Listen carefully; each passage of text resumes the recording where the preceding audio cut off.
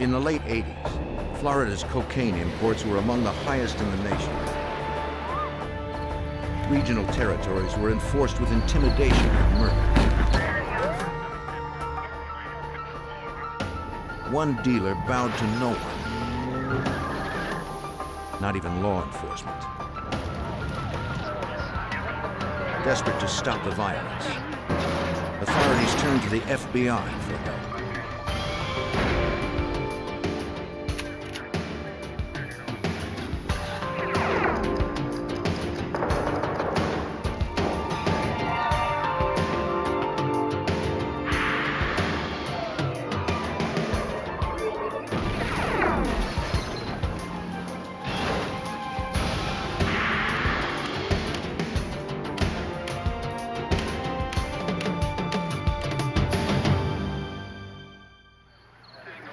A suspected drug dealer would stop at nothing to keep local and federal authorities from building a case against him. When his organization started targeting the government itself, federal agencies went on high alert. I'm Jim Kallstrom, former head of the FBI's New York office. He was a desperate man, driven to desperate measures. Bringing him down would take the combined efforts of the DEA, the ATF, and the FBI.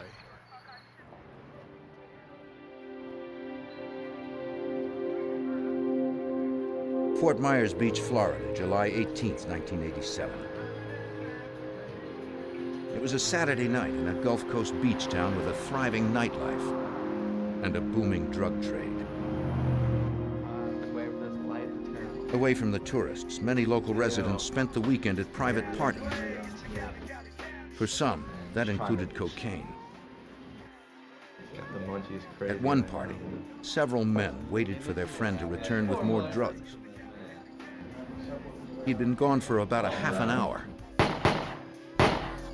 when they heard what sounded like gunshots at around 10 p.m.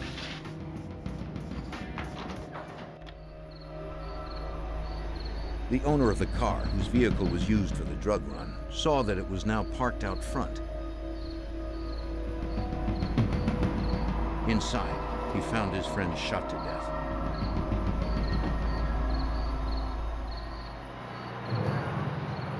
The Lee County Sheriff's Department responded to the scene. A forensic technician found only one identifiable fingerprint on the car. It belonged to the vehicle's owner. Lying close to the driver's door were 7 empty .22 caliber shell casings. Investigators determined the victim had been shot at close range. An autopsy would reveal 8 bullet wounds in his upper body and traces of cocaine in his bloodstream. The owner of the car said the dead man was his friend, 29-year-old Craig Karen. Reluctantly, he told homicide detectives that the victim had left earlier to buy cocaine.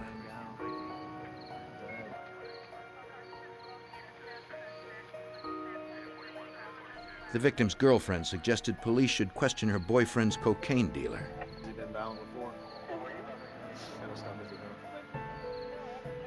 He owed the dealer money for drugs. The dealer had a reputation for violence. Lee County homicide detective Tom Continos learned the dealer's name was Jeff Saganek. Jeff is a young kid from Fort Myers Beach who had established himself as what I thought to be a mid-level drug dealer on the beach. Through talking to Craig's associates, I learned that Craig owed Jeff a large amount of money. And the reputation was that you better pay your bills with Jeff or he's going to send someone to collect it. The next day, an unexpected visitor appeared at the Lee County Sheriff's Department. It was the alleged cocaine dealer himself, 23-year-old Jeff Saganek. He asked to see the detective investigating the previous night's killing. He wanted to give a statement. The reputed dealer, with a history of arrests, heard he might be a suspect and wanted to set the record straight. On the night of the murder, Jeff Zaganek claimed that he and his girlfriend were at a restaurant for a late dinner. He said that he had talked to the victim in the parking lot just before the couple sat down to eat. After a few minutes, the man left.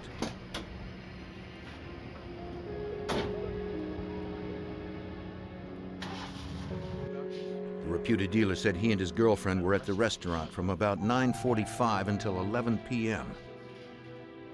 And he had more to offer than his word. Jeff Zaganek handed the detective his restaurant receipt. The waitress who served them confirmed the story. Yeah, I'll talk to her.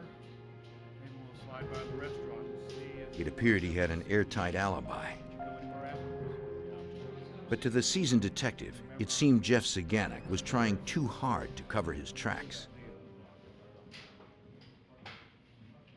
I had investigated enough homicides to see all different types of suspects and how they react and the reasons why they commit murder. For this young kid to come in, as well organized as he was, with an alibi, with witnesses, with receipts, he became my #1 suspect. On a tip, the detective questioned a member of a local rock band who was also known to deal cocaine. He admitted that the victim sometimes bought drugs from him directly, which made Jeff Zaganek, allegedly the largest dealer on the beach, angry over the lost sales. At about 11:15 on the night of the murder, Jeff Zaganek came to the lounge where he was playing. According to the performer, Jeff Zaganek boasted that he had just had the victim wasted and that it would teach the people of Fort Myers Beach a lesson.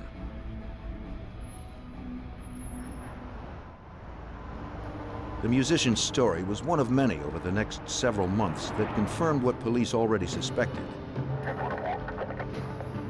But even in the underworld of Fort Myers Beach, rumors and innuendo were not evidence of murder. Everything that I got was hearsay. No one would really give me sworn testimony that says, I saw this or I saw that, or I know this and I know that. It was all he said, she said type of intelligence information, which is maybe okay for drug cases, but not with murder investigations. You need sworn testimony of people who actually saw something happen. Then, in the summer of 1988, over a year after the murder, the detective finally got a break. A young woman came forward, claiming to have witnessed the killing.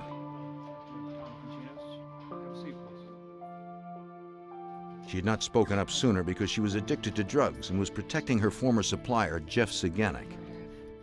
Craig Karen. He had it hidden. Now she was clean and wanted to tell detectives what she had seen on the night of July 18th, 1987. But when he told me to go.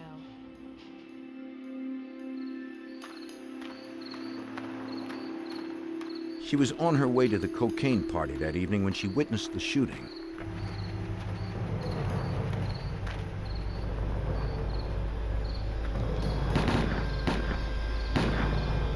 The gunman was her former boyfriend, a man who worked for Jeff Zaganek.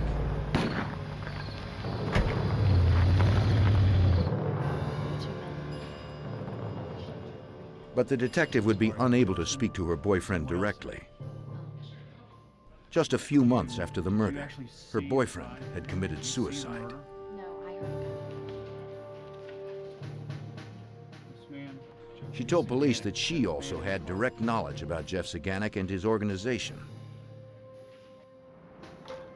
The woman said Jeff and his right-hand man operated out of a local pizza parlor that Zaganek owned. The dealer stored his drugs and money at several different locations and moved between them to avoid detection. Few people knew where he actually lived. Jeff Zaganek had many people on his payroll, but she knew only a handful. Her former boyfriend was one of them. Hired by Jeff Zaganek to do whatever the dealer needed done.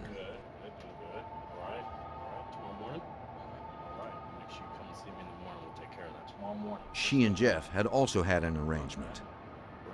In exchange for storing drugs and guns at her apartment, Jeff had paid her rent. All right, I'll see you in the morning, okay? Unable to corroborate her story with other testimony or physical evidence, the detective could not charge Jeff Zaganek with the murder. I followed up on those leads, and I was not able to substantiate any of the information that she gave me at that point. So without the trigger man, without a gun, without eyewitness testimony, I couldn't get to Jeff. I couldn't get to Jeff. I had no physical evidence, no testimonial evidence that enabled me to bring charges against Jeff. The homicide detective looked to the Lee County Narcotics Unit for help. Detectives began surveillance on Jeff Zaganek's pizza parlor, hoping to identify someone they could turn against the dealer. The place was a popular spot. It would take time for officers to discern the drug traffickers from the legitimate customers. To complicate matters, Jeff Zaganek changed his name legally to Jeff Matthews, presumably to sever ties to his past crimes. Jeff was the type of person where he wanted to be a clean-cut businessman. Jeff even went to the point of changing his name from Jeff Zaganek to Jeff Matthews to try and help him with his reputation. Over several weeks, investigators noted which people frequented Jeff Matthews' place without picking up any food.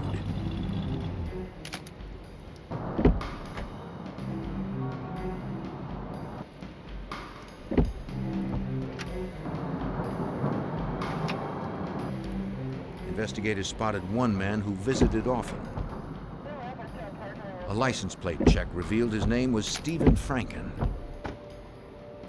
Detectives speculated that Franken might be their connection to Jeff Matthews.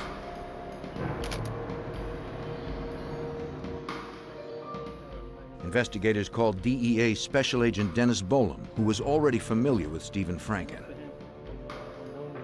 Agents believe Franken was a low-level cocaine dealer who procured his supply from Jeff Matthews, but they had no proof. To link the two men, Agent Bolam hoped to use an informant close to Franken.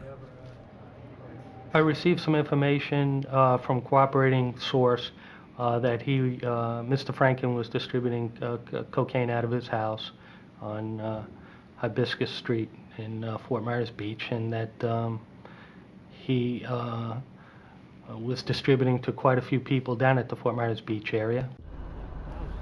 Their informant, recently arrested for possession, was one of Stephen Franken's biggest customers. For his cooperation in controlled drug buys from Franken, the informant would receive probation.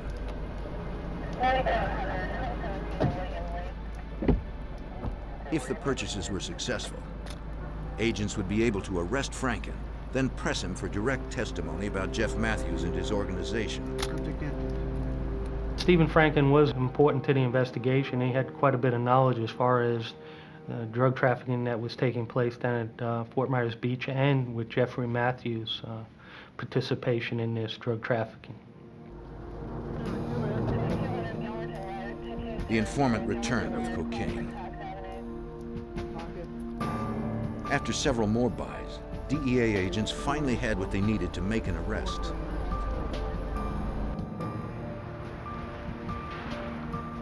On August 25, 1988, agents secured a felony arrest warrant for Stephen Franken for the sale and distribution of a controlled substance.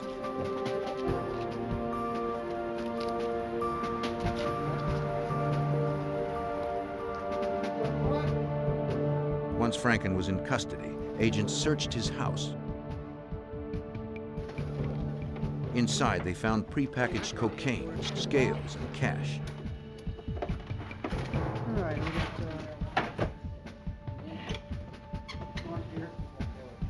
In exchange for a shorter sentence, Franken agreed to cooperate with agents. He admitted that murder suspect Jeff Matthews was his cocaine supplier and consented to say so in front of the grand jury. Franken was released on bond until then. As investigators continued to hunt for evidence in their case against Matthews, deputies in nearby Collier County, Florida, responded to a crime scene. On October 2nd, 1988, a surveyor had discovered fully clothed, skeletonized human remains in a rural dump site. It appeared the body had been there for the past several weeks. Though there was no wallet or other ID, detectives did notice a paper bracelet on the victim's wrist, similar to those used by hospitals and nightclubs. Investigators gathered dental records from local families who had recently reported their loved ones as missing. They hoped one of them would match the unknown victims. The dental records, along with the body, were sent to the medical examiner for comparison. He first determined that the victim was a white male in his 20s, killed execution style with 5 .38 caliber bullets to the head. From the body's wrist, the ME removed the paper bracelet. He confirmed it was an admission band from a nightclub in Fort Myers Beach. Dental records from a missing 22-year-old man last seen leaving the club confirmed that the murder victim was Thomas Sellers.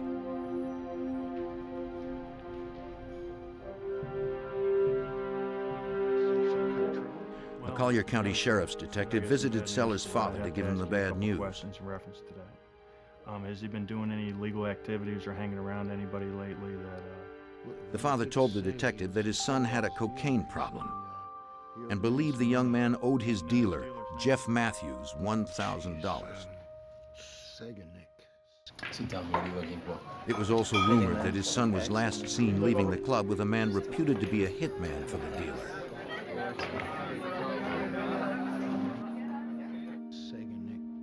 But once again, investigators were unable to find evidence to corroborate the rumors. Aware of him. Do you have any pictures of your son? Agents and detectives' only direct witness to Matthews' operation was Stephen Franken, a low-level dealer arrested months earlier. They hoped his grand jury testimony would be enough to arrest a cocaine supplier suspected of ordering 2 executions.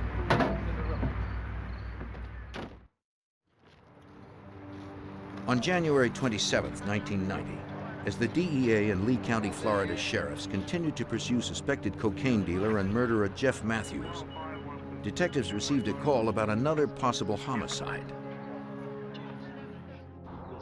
At around midnight, a man was unpacking boxes in his new home when he heard the sound of a car scooting towards his house.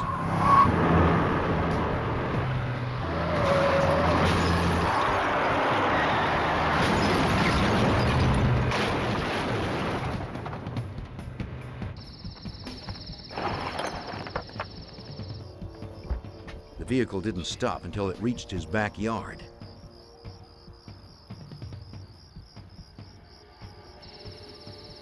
Inside, the driver was dead.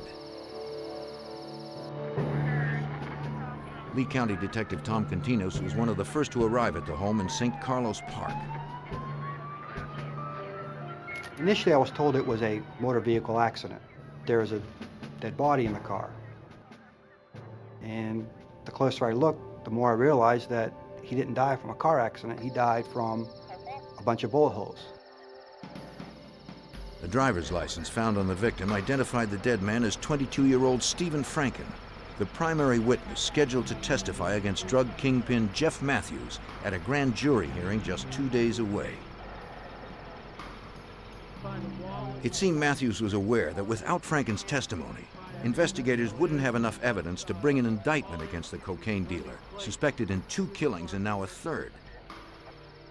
According to DEA Special Agent Dennis Boland, I think the timing of the murder was because of the timing of the grand jury, the information we received as far as Jeffrey Matthews being involved in other shootings and murders at Fort Myers Beach, and that Stephen Franken had some valuable information as far as Jeffrey Matthews' drug operation. But now the grand jury would never learn what Franken knew about Matthews. The federal witness was likely dead before he crashed. Detectives decided to search the surrounding area to determine where the shooting had taken place. Something happened before the guy hit the house, or else he wouldn't have driven through the house. So I walked down the dirt road about several hundred yards, and I found what looked like some attempt at a roadblock. Large and small branches covered the road, strewn by what must have been a vehicle. To the left side of the site, detectives found several .22 caliber shell casings, the same caliber as the bullets later removed from Stephen Franken's body.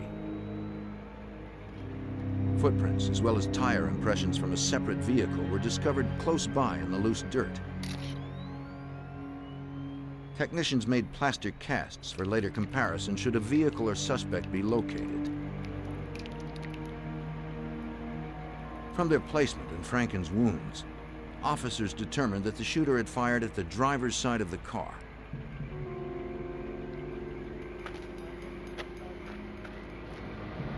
My immediate thoughts were that someone had constructed this roadblock to slow a car down, slow the car down enough where someone can jump out of some brushy area that's along both sides of the road and shoot the person driving that car.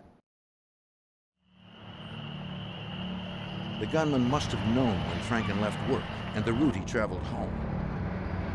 The victim probably stopped briefly when he saw debris in the road, just long enough for the shooter to take accurate aim.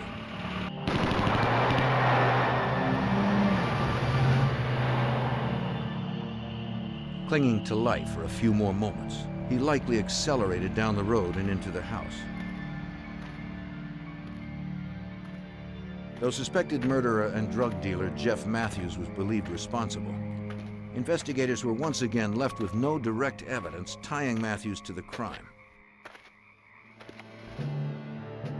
The fact that Stephen Franken had been a federal witness enabled authorities to broaden the investigation to include the U.S. Attorney's Office and the FBI. Together, they needed to develop a strategy to snare Jeff Matthews and put an end to the violence. Retired Special Agent Guy Notley was part of the team. The FBI immediately started working with the Lee County Sheriff's Office and the Drug Enforcement Administration. There was nothing done without telling the other agency involved that what was going on. The FBI did have a lot of manpower that they could put on this matter. They did have tremendous ability for the technical aspect of the investigation. They knew Matthews was still operating in the area, but the dealer was well insulated. The only way to get to him was through his drug operation and employees. But after the informant Franken was murdered, finding someone else to cooperate would be no easy task. What made it so difficult was that we didn't have a lot of people come forward and voluntarily supply information on Jeffrey Matthews. Most of the people knew that he was capable of committing murders, and they were intimidated by him. Agents turned to a man behind bars whom they believed had been an insider in Matthews' organization. Serving a 10-year sentence on concealed weapons charges, the Fort Myers Beach, Florida man was reputed to be one of Matthews' former hitmen. He agreed to tell what he knew about the dealer's drug operation in exchange for a shortened sentence. Just before his arrest, the alleged hitman admitted that Matthews had ordered him to surveil Stephen Franken to learn the man's schedule.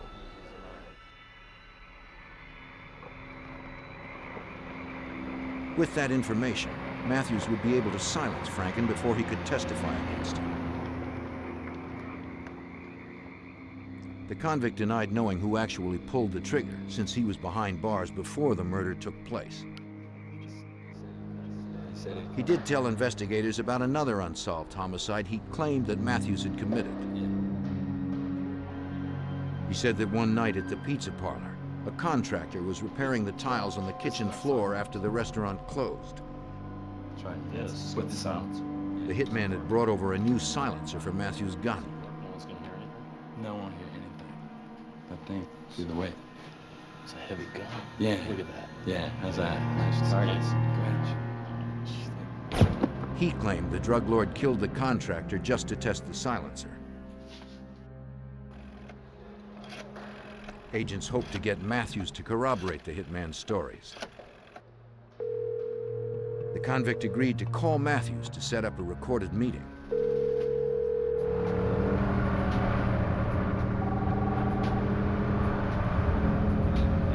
He asked Matthews to come by the prison to drop off some new music tapes. Matthews agreed. Hi. Hi. Agents would be ready to record the conversation on audio and video, hoping Matthews would incriminate himself. We received approvals from the U.S. Attorney's Office as well as the jail to install these recorders. Then after we installed everything, he never did show up. Jeffrey Matthews is very elusive, surveillance conscious. He insulated himself pretty well. Even his closest friends didn't know where he was residing at. Matthews' last suspected victim may have known.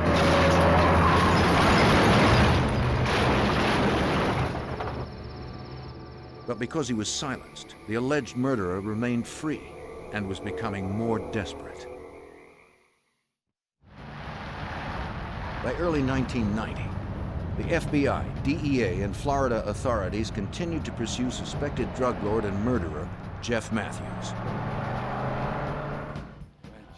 Since 1988, he had been implicated in 4 executions in the Fort Myers Beach area.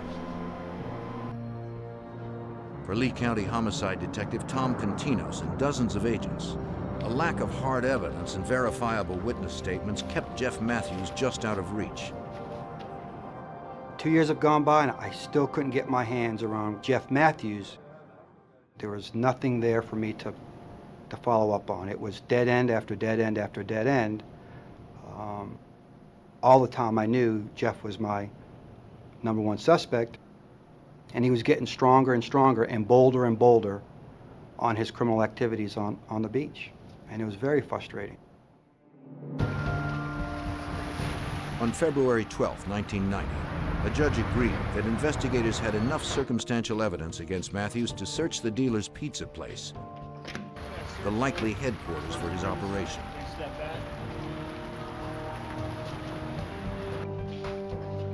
They served the warrant after hours to avoid endangering customers. Upstairs, down here. From the restaurant, investigators seized documents, phone records, and bank and credit card statements. They also confiscated Matthews' Trans Am.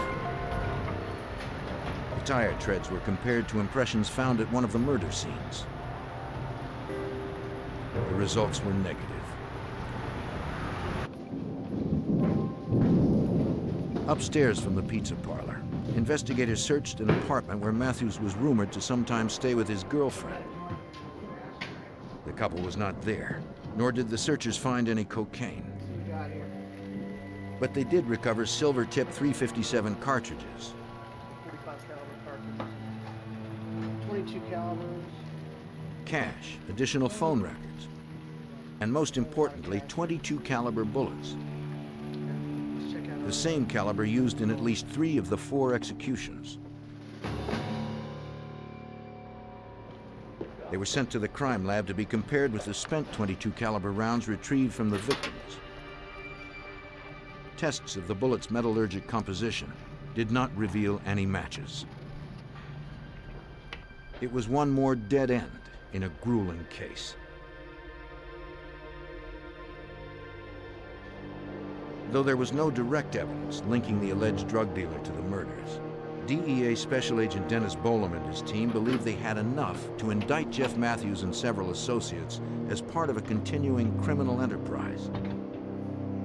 We had concerns at that point that by leaving him out on the street, he could commit additional murders. So we felt we had sufficient evidence at that point, and that's the reason why we went and got the indictments to go pick him up. But Matthews was nowhere to be found. Friends and associates claimed that he had left Fort Myers for parts unknown.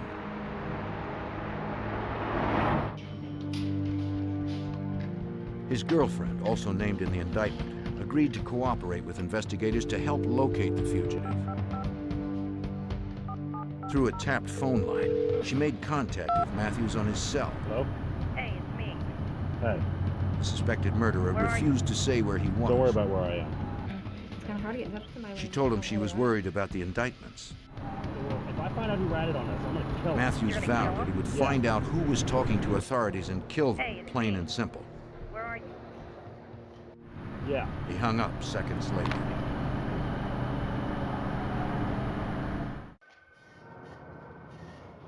The next day, a confidential informant gave Lee County homicide detectives a promising tip. They learned that Matthews had rented a car with a borrowed credit card on the night Stephen Franken was murdered. Here's a picture. Can you tell us a little bit about the case? An evidence technician compared the tire treads from the rental car to a plaster cast of the tracks collected at the scene of the ambush. They matched. Same dimension here. It looks like it's gonna be It was the first hard evidence linking Matthews to one of the 4 murders. Unfortunately, it didn't prove that Matthews had driven the rental car to the crime scene, nor that he had pulled the trigger. We were trying to gather as much information about Matthews as we could. We weren't even successful in finding out where this guy lived. We heard he lived in this big house. We heard he lived in that big house. He drove this car. He drove that car. But he was never there. We were never able to pin him down to where he lived. We only knew that he drove one car, and that's a black Trans Am. He was like, he was everywhere but nowhere. Then on the night of March 16, 1990, Lee County detectives responded to a call from the home of a Fort Myers Beach fire inspector. A pipe bomb was thrown into his driveway. Filled with .38 caliber bullets, the explosion sent ammunition and shrapnel ripping through the inspector's car and house. It also damaged a storage shed and a neighboring home. No one was injured. The inspector said he had no idea who might be responsible. Detectives asked him for a list of businesses that had failed any recent fire inspections. You got any problems with anybody? One name stood out. Jeff Matthews. I responded to that scene, learned that this fire inspector conducted a fire inspection of Matthews's restaurant and did not give him a very good write-up as far as the fire conditions of the restaurant. Once I heard that, I said, this is Jeff sending this guy a message. But if it was Matthews, he had left no trace. All police had to go on was the spotty testimony of a neighbor. The neighbor had heard tires squeal just before the explosion. When he looked outside, he saw a white hatchback race away. It had been too dark to see the license plate. If Matthews had been involved, Detective Continos pondered his change in tactics. And I remember thinking that was a significant change in Jeff's operation. Before, he was targeting other drug dealers. Now he's targeting government officials, being that he was a Fort Myers Beach fire inspector. That is something different that Jeff was doing. The detective returned home well after midnight. He tried to unwind, hoping to get some sleep.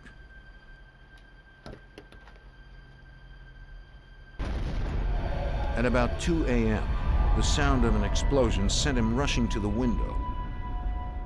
That sounded like a transformer blowing up, a car backfiring, fireworks. I mean, there's a number of things that happen in my neighborhood that sound could possibly occur. Phone rings 2 or 3 minutes later. It's one of my associates who's on the DEA task force, says, Tom, the DEA building just got blown up. The Fort Myers DEA office was moments away from the detective's house. first one on the scene, and I saw the entire DEA building engulfed in flames that are hundreds of feet high. I mean, it was an incredible sight for me. Investigators immediately suspected fugitive Jeff Matthews. It was the first bombing of a DEA office in U.S. history.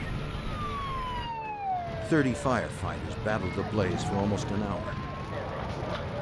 Dozens of agents, U.S. Marshals, and deputies from 6 neighboring counties were also called into help. FBI Special Agent Guy Notley was among them. When I arrived on the morning of the bombing, on March 17th, DEA agents informed me that the suspect in this matter was most likely an individual that they indicted 2 days before, Jeffrey Matthews. If this was the work of Jeff Matthews, the cocaine dealer's violence had escalated to horrific proportions. When law enforcement becomes the target, no one is safe. And Matthews was still on the run. On March 17, 1990, 2 days after a federal grand jury indicted suspected drug lord and murderer Jeff Matthews, the DEA office in Fort Myers Beach, Florida was firebombed. Agents suspected Matthews was responsible, but he was still at large. The FBI and Lee County Detective Tom Continos believed the fugitive was also the prime suspect in another bombing that occurred just hours earlier.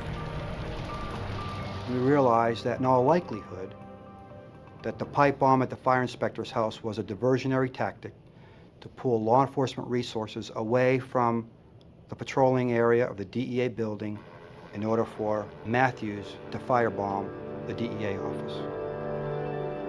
By dawn, all that remained of the building was a burned-out shell. Investigators now began the task of assessing what was left, how it happened, and where the evidence was buried, hoping to identify the perpetrator. FBI Special Agent Guy Notley called in specialists from headquarters. We brought in bomb technicians from our laboratory in Washington, D.C., as well as some FBI agents from the Tampa division to conduct investigation. The investigation consisted of going through all the debris that was left at the site, basically by taking it through a shovel and sifting through till we found out what incendiary device that's used. They determined that the fire was caused by a pipe bomb taped to 2 5-gallon gas cans and tossed through a window. It landed in the office of DEA agent Dennis Bolam. He believed the aim was no coincidence. My feeling is Jeffrey Matthews was trying to destroy the evidence in the case, and I had the case files on the Jeffrey Matthews case in a file cabinet right near the window, and amazingly the fire and the explosion went right past it, and everything was intact as far as tape recordings and notes and so forth. Because of the early hour, no one was injured, but damage was estimated at $4 million. Through scattered witness accounts, investigators pieced together a possible scenario for the bombing. No one knew how many people were involved. But neighbors heard only one car and one door open, then close. Investigators figured those responsible stopped close to the building for a quick hit and run. The bombing had a profound effect on area law enforcement. Agents struggled to deal with the physical reality of the destruction and their emotional reactions. I was shocked, and then I was angry, and then I was more determined to get him at that point than anything. It's changed my life because I had to have 24-hour guard on my house, as well as the other agents and the prosecutor in the case. I had a wife and 2 small children that I had to worry about, and they had to be protected, and I knew that he was still running around out there, and that there's a possibility that he could do this again. FBI lab examiners inspected the remnants of the bomb. Nails used as shrapnel were packed into a metal pipe 5 inches in diameter with a unique threading and surrounded with gunpowder. Duct tape held the pipe between 2 5-gallon tanks of gasoline that helped to spread the fire when the bomb went off.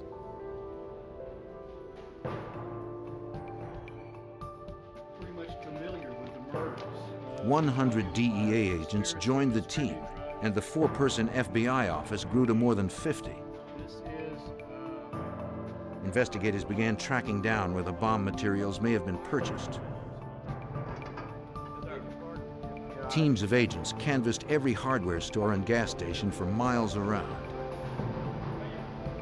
The pipe used in the bomb had a unique threading. Agents found the store clerk who had sold this unusual item just days before the explosion. The clerk identified Matthews as the customer who had purchased it.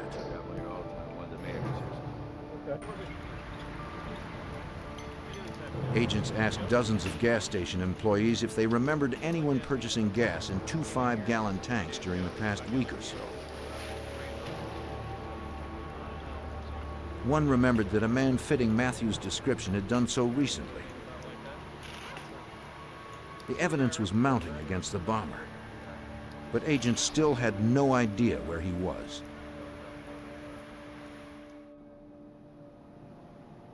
They interviewed his friends and associates to determine with whom he'd been in contact. You know Jeffrey, don't you? And how do you know Jeffrey? One told them that he had written to her, begging her not to believe what she read about him in the newspapers. But she had believed the articles and agreed to have her phone monitored so agents might trace a call from Well, that would Matthews. be great. You'd be willing to do that? Think you could help us? He was elusive. We never knew where he would be at any given time. He was always on the move. So we utilized a trap and trace. We knew that he utilized a cell phone, and we were trying to zero in exactly where he was. With a signed affidavit, agents went to the company that handled Matthews' wireless account. If there was a hit on a cell tower from his phone, authorities would be alerted. They discovered he was still in Florida. We had even aerial surveillance set up in the Orlando area where we found out where his cell phone was coming from to see if when he made a call that we could get people there quickly in an attempt to apprehend him. okay, we've got a hit. He's somewhere in But here agents were saying unable to he's trace very Matthews' specific. calls closer than a 2-mile radius. Then investigators received the tip they were hoping for. They raced to a Fort Myers storage facility where the manager had recognized Matthews from the media. The fugitive was presently unloading a truck there. Agents hoped they could get there before the suspected murderer and bomber escaped again. In the spring of 1990, FBI agents raced to arrest 26-year-old fugitive Jeff Matthews, suspected in 4 murders and the bombing of the Fort Myers, Florida DEA building. A team of agents responded to a call from a storage facility manager who had seen the wanted man on his property. Turn around! Face the opposite direction. Keep your hands up. Agents approached the suspect, ready to use deadly force.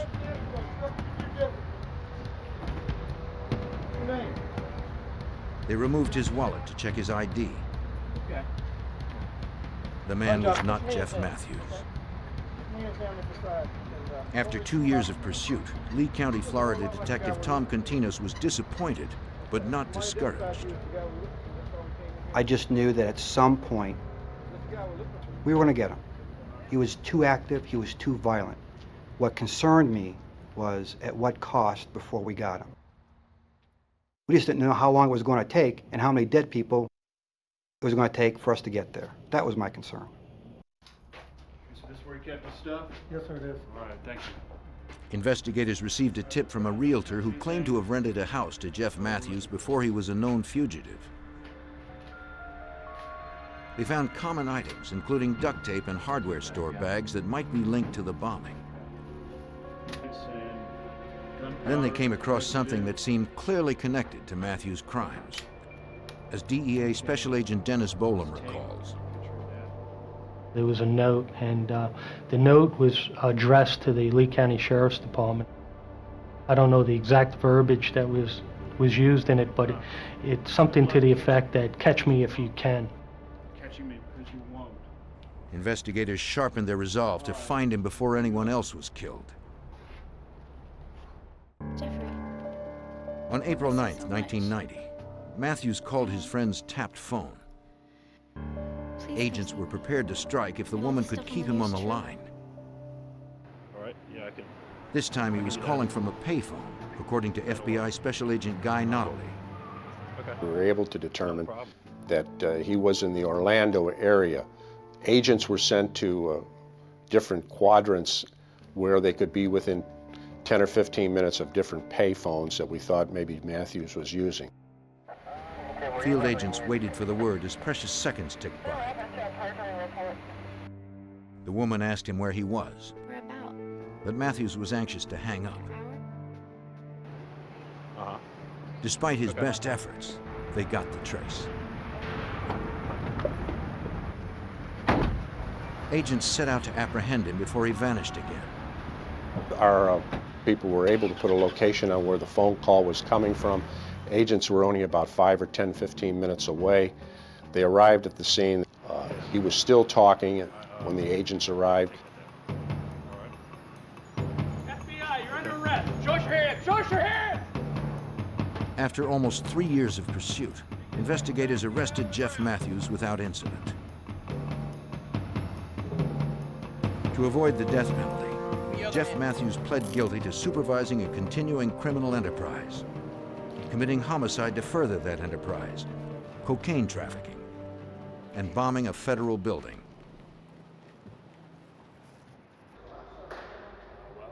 On July 31st, 1990, Matthews asked to speak to DEA and FBI agents. He said they needed to move on something right away or more innocent people would surely be killed. The convicted killer had a storage unit in Gainesville, Florida, loaded with explosives in a booby-trapped van. Agents immediately notified the bomb squad. I had concerns that he may be trying to set us up.